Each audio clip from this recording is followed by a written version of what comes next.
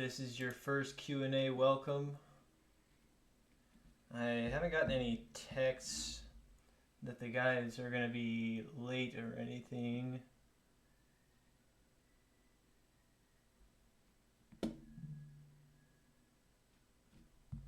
Alright, Raha says Alex is late. That's okay. I don't see Drew in the crowd yet.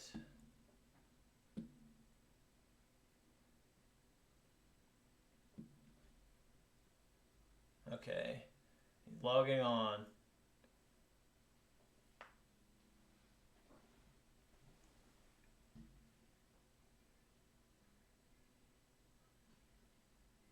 Drew should be able to bring himself on stage. I'm pretty sure the Chainsmokers role gives them that ability.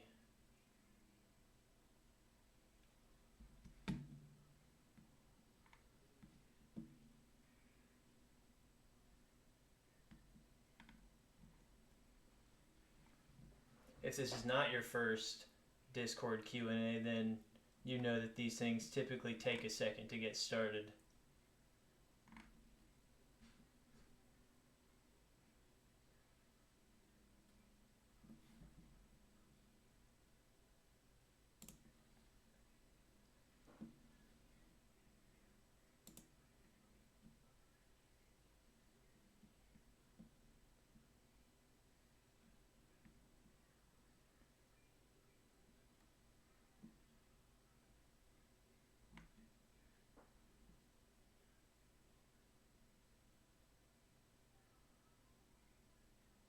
No, I'm not saying anything right now. Now I am. I can't I can't think of anything to fill all the time. I don't have any jokes on deck.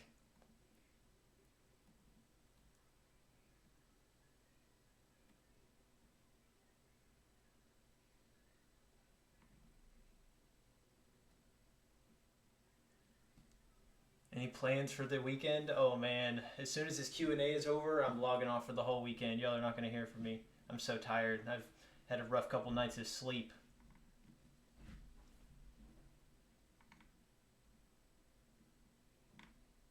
Still waiting on Drew. My quick opinion of the EP. I like it a lot. I like how there's like a different era of the Chainsmokers in almost every song. I've been listening to most of the songs though for the last like 4 months, and I didn't really know what was going to be in the EP until it was announced. So I wasn't really listening to them as an EP. I was just kind of listening to whatever songs I wanted to listen to whenever I was feeling it.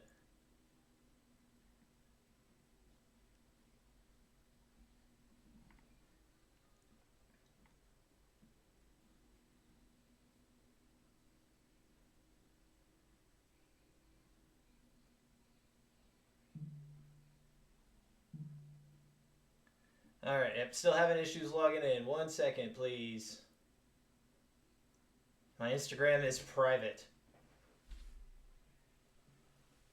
Talk about the Packers. Oh man, this Sunday is going to be the weirdest, most conflicting game that I've ever watched in my entire life.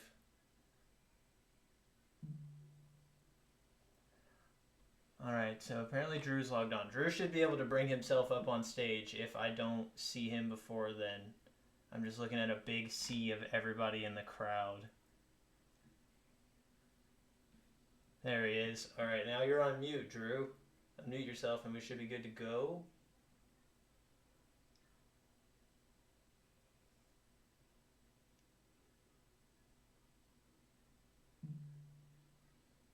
It won't let him unmute.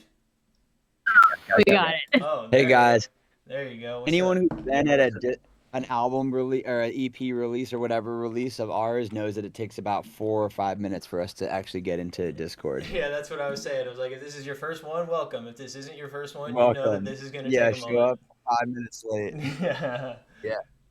Alex is also stuck in traffic, so I'm at the studio solo dolo right now, so we can get started. But Cool. it's just me now, so if you have any Alex questions, you got to hold on to those. I did have a couple Alex LinkedIn questions we'll have to hold on to, but Yeah, save your LinkedIn praise and uh, confusion for later. yeah, how you feeling, man? Release day. I feel great. It's yeah, honestly, like this was a really like stressful way to release an EP, just to do like all of these songs, and we were kind of like we knew what songs we wanted, but like the creative, we just had a crazy summer, and it just like we're kind of piecing everything together, so it feels great to have all of it out. It was really fun to add. I know you guys didn't have. I don't think you guys had any idea except for you, Parker. By the way, I put about the Cure is what I was gonna say. But by the way, I put the Cure on this EP, one because it belonged, but two because Parker told me to. Cool. Glad that I had some input there. I thought that you guys were gonna hold on to it. You guys always like hold on to the ones that I like the most, and I heard it. I was like, oh, this is so good. There's no way they're gonna release it. Well, okay, so we are always making music and kind of have a concept of what's gonna come next, and may or may not have a lot of it done. Um, and we looked at that body of work or where it was going and the Cure, and we're like, if we don't put out the Cure on this EP, then it's never going to come out.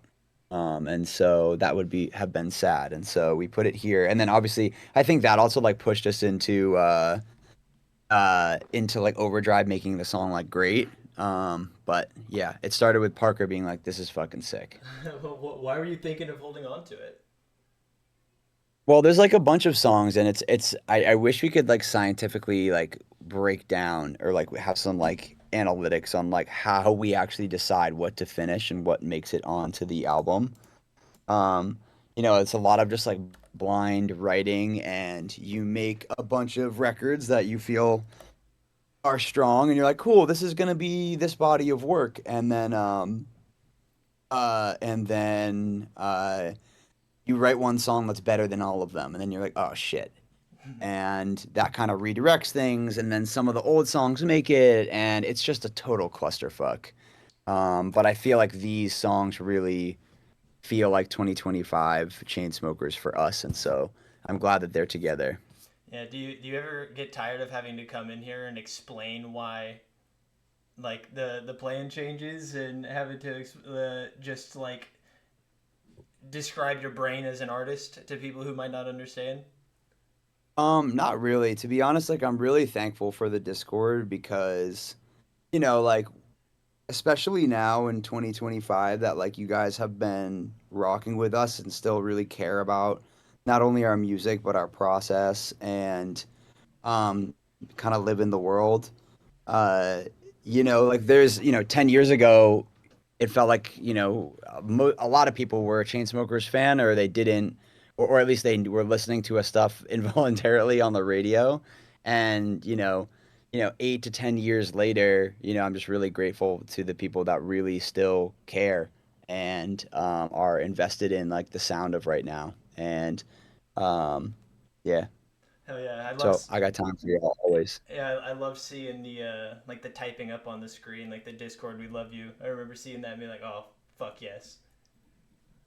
Oh, I, you're I've got some a couple like frequently asked questions that I know that everybody's gonna be wondering. So I just want to kind of get through those like specific to the EP before we just kind of open it I up to saw whatever. I saw Breaking Bad just asked what's the 2020 part, and I saw that comment somewhere in Breathe. The part where I go like Yeah. 2025. Oh, That's from a song that, like that's from a chop that like actually never came out. That was from a demo. And that's like the only like non thing that you probably would not recognize in okay. Breathe. I was thinking. But Breathe is actually, sorry, go. No, I think that there like the popular theory was that it was from the "Drink Me Under the Table" like we're 22. But that's an Oh, interesting bit that that's from something completely separate. so actually, the the Cure was not written was written after Breathe. Interesting. So Breathe was written as the intro to Smooth. Um, and it felt like Smooth became the song that kind of led this EP. And we've always wanted to have an intro on an album or an EP. Like I don't think we have since the one on Memories.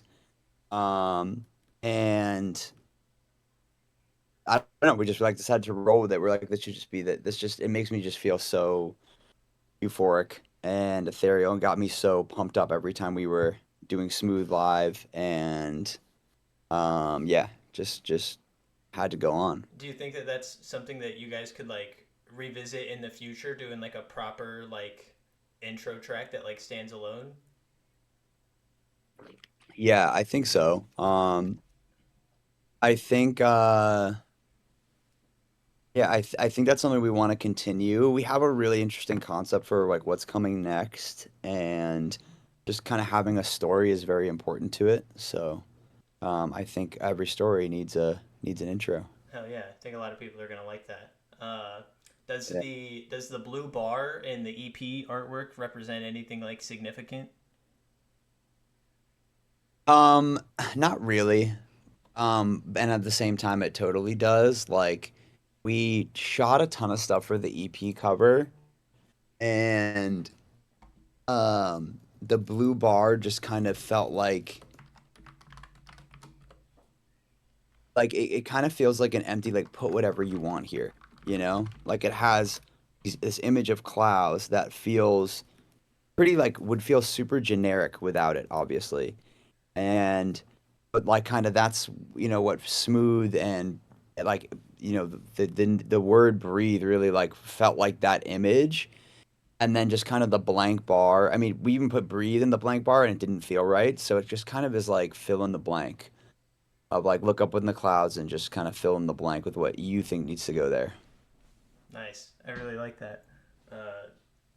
Oh yeah, this comment was another question that I just wrote down. Where was there any like anything to read deeper into with like the new error like wording that you guys were putting out like around White Wine and Adderall? That was literally just a caption I wrote the day of because I was like, a new era. I was like, this is so lame. I can't write like a new era, Like it's like that's like the equivalent of like big things coming. And so and then I was like, oh, the new era. That's funny. And Yeah, also the first song was like very, white wine and with this white wine and Adderall, which was so like punk and cool and just felt degenerate. And so that was a nice little twist, but it really just was an Instagram caption. yeah, no, that But it's all funny. I think does. our PR hit us up after, and we're like, "Wait, did you guys just come up with that? Can we just like roll with that for all the press?" And we're like, "Sure." Yeah, I think that there was like a lot of like heat with that just because like you said like the way that it lined up with the song but also like the cover art and like it had the I think that there was like a theory for a while that like the EP was maybe named like Error 404 or something like that. Uh it's so Yeah, funny. I think that's like twice now that we've been like, "What does this mean?" And you're like, "Oh yeah, that's nothing." Um it's literally just a caption, yeah. but I like it. I think it's strong. And maybe if we had thought of it sooner, before like we were actually the day of rolling out a song, it would have been something bigger. But cover art's really interesting, and like marketing's really interesting because it's like it's as important or as not important as you make it. And we've kind of like struggled with that, and there's times when we've been really like so far so good. Like I'm very proud of that album rollout. That was very like art wise, like intention wise, there was so much behind the promo of that. Actually, I think we won some awards for the promo around that. Um, but like, and we love So Far So Good, but that didn't, it's one of our lowest performing things. So it's interesting, like, you get the marketing right. And, So Far So Good is like our art piece. And for me, especially coming out of COVID, where our genre felt pretty dead. It's not like marketing has to go to expectations or whatever, but I don't know. It's like it's really interesting now getting far away from it is like, you can have most art you don't even notice, and then every now and then you get a brat, which is, kind of everybody's inspo of last year. So, I don't know. It's an interesting thing that we're thinking about a lot, and I would like for art to play more of a role going forward. Um, but we're just, you guys know us. We're always just sprinting, and you know, that needs time and preparation, and I don't know, maybe even a different approach to the music. So Yeah, it seems like even after you guys have come back from the hiatus, that's still something that you guys are like putting the foot full on the gas and then like slow it down just a little bit. It's been interesting to see how that has how that's evolved since you guys like took that like really long break. yeah, And I think a lot of yeah, people will really appreciate hearing you talk about so far so good like that because that is like held up to the highest standard amongst this base, especially with just how like the Discord was like so brand new to most of the people in that time as well. yeah, totally, totally. Yeah, that was the kind of the time of all this starting. Um, yeah. Something I didn't notice until I saw you guys post about it on the TikTok that you guys have like you guys don't have any photos with absolutely. What was it like working with her on air? Like how did that track come about? So for those of you guys who don't know, Abby, absolutely is the artist Ray. You guys probably all know his little sister. And that family has, I think they have like three, four daughters, and that at least three daughters that are all in music. Ray, Abby, and then one or two sisters that are also in that are in music. And so we kind of heard about her via like her, relation to her sister. She actually lives down the street from us, and I've written a bunch of songs with her. Air is the only one that comes out. She may be not only like the quickest, most talented writer, um, but she'll write a full song for me. That's and vocal produce it. Like I'll play a beat, she'll like it, she'll listen to it in the room with me for 10 minutes, and then she'll go step out on the balcony of our studio and just sit there for like 20 minutes in silence and come back and have an entire song. And when she's cutting, she'll be like, okay, cool. Now take this vocal, pan it to the right. Now grab micro shift and put it on 50% and put it on that channel. Then I'm going to do a low and then put that one to the right. It's like the absolute next level, um, like writer, artist, producer vibes. And so I think she has a ton of potential and like really might have a massive um, career on her own, like far beyond us, Yeah, it's far beyond. most of the comments that I'm seeing about that song are about like the production and her vocals specifically. That's a Totally. crazy family. You guys Yeah, like really crazy. what like what like kind of genre or like era of like Chainsmokers do you put a song like Air in? Because I feel like it kind of breaches like a few of like the different type of styles that people know you guys for, especially that like really synthy type drop. Yeah, I mean, we kind of snapped on that production. That one's really that was probably Alex is here now. Thank God, guys, we get some real intel. Um, Air. I don't even know like what happened that day. I think that was probably the first track out of all of the entire EP that was written. Um, and I don't know what we were channeling that day, but that beat happened like in 1 hour, and I just like threw a ton. I actually made a little like production video of it. I think we'll probably post it some point. Did we already post it? Probably No. not if they don't know. Um, it's just like I don't know. I feel like it's you can hear bits of that on Takeaway. Obviously, like Roses was the first time we did those like massive saw chords, but like the sound design in Air is obviously much more advanced than a like kind of the Roses era version. Um, but it's been really fun. It's just like so fun to just create a huge wall of sound and then like trick it out with like LFOs and envelopes and just like I don't know. Like, the obviously there's a lot of people who are like, oh, this like reminds me of Flume, um, which totally. I mean, Flume's the reason that we got to Roses in the first place. And when I was like doing all like the flutters and the panning and all the stuff, I was thinking of the Flume tennis court remix and how genre defined that was before Flume even really popped off. And, you know, There's a lot of songs where I'm just trying to be as cool as him. Yeah, does it make you feel good here, like reading those comments? Like, this is like Flume. I know how much you like hold him in a high regard. Partially, it's like, but like, I'm also like, yo, we made roses. Like, this is like a core Chainsmokers sound, For you know? sure. Like, there's always inspo from him, but like, I think what we're known for the most is, is that sound, you know? Is the fucking womp womp big sauce sound. Yeah, for sure. Somebody said that Chris Martin's got writing credits on the EP. What did he do on here? No, he doesn't. He doesn't. Chris Martin wrote the hook of Riptide. Yeah, looks like maybe he's mistaken. Um, Oh, Intro has samples from other songs. oh yeah. oh, that Oh makes yeah, yeah, yeah. sense. That's why, yeah. Because Breathe has like samples from other songs. That makes Or sense. like or like yeah, interpolations from other songs. Tones and I has credits on a song though, right? Yeah, Tones and I wrote The Cure very quickly, actually, which is kind of bizarre. We wrote that's not at all what I think we intended to get with her. Um, she just came in and yeah, I think those guitars, I was listening to I'm a huge Turnstile fan. And their new album came out and we were listening to that, and I wanted to make those kind of rock guitars, and so I was messing around with that, and that's what we ended up writing on the chords of The Cure, and the whole song just kind of fell out within like an hour.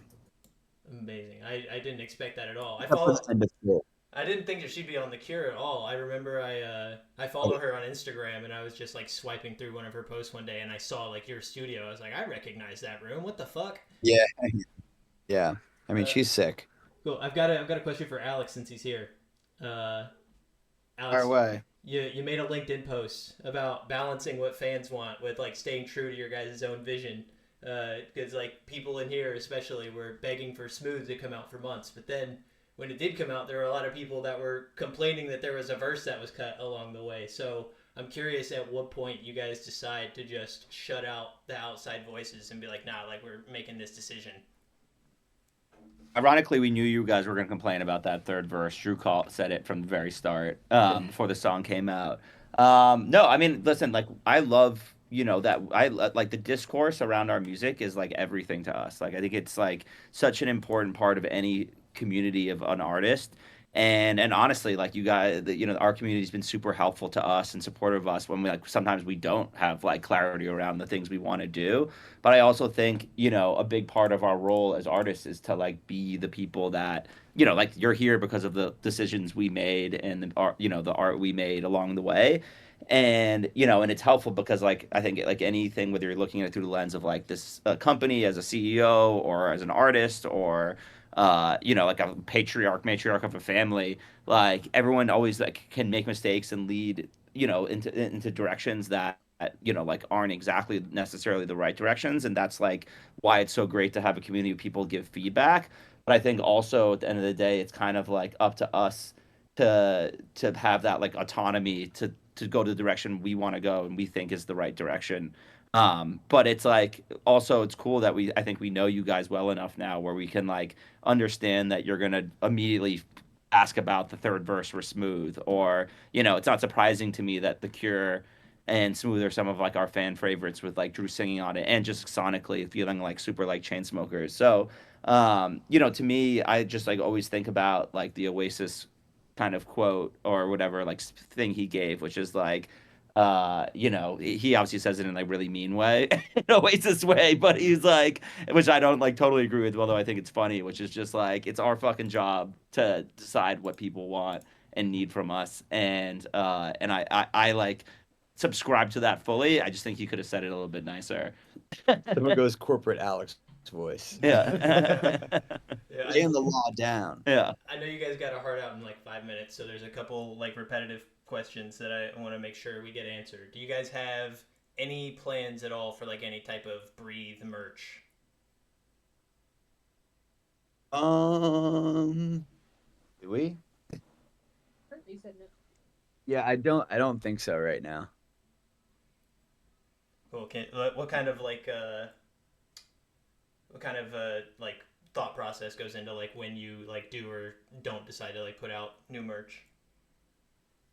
Merch is really tough because like merch is like its own business, right? Like you have to make stuff that people buy, Yeah. and a lot of times we like make stuff that we think is really cool and no one buys it, and then we put a t-shirt with like our faces on it, and that's the one that sells. Or a t-shirt of me straddling Alex with our shirts off, and that sells.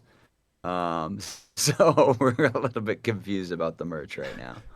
That's great. There's one thing I really want to touch on because I think it's like something that everybody from like no matter where they're from kind of like sees these videos and they're like, holy shit, I kind of want something more like this. But whenever you guys go to places like China, we see like a lot more like chain smokers centric like shows where you guys play a lot more of like your own stuff in the set list, whereas like before it's been kind of like mixed throughout.